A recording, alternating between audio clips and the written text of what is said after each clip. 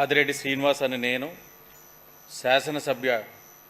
సభ్యునిగా ఎన్నికైనందున శాసనం ద్వారా నిర్మితమైన భారత రాజ్యాంగం పట్ల నిజమైన విశ్వాసం, విధేయత చూపుతానని, భారతదేశ సార్వభౌమాధికారాన్ని, సమగ్రతను కాపాడుతానని, నేను స్వీకరించబోయే కర్తవ్యాన్ని శ్రద్ధాశక్తులతో నిర్వహిస్తానని దైవ సాక్షిగా ప్రమాణం చేస్తున్నాను.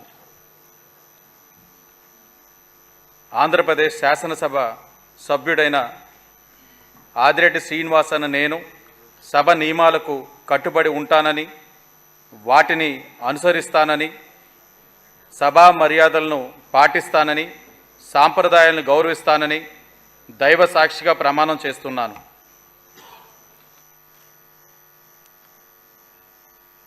శ్రీ శ్రీనివాస్ బొలిశెట్టి.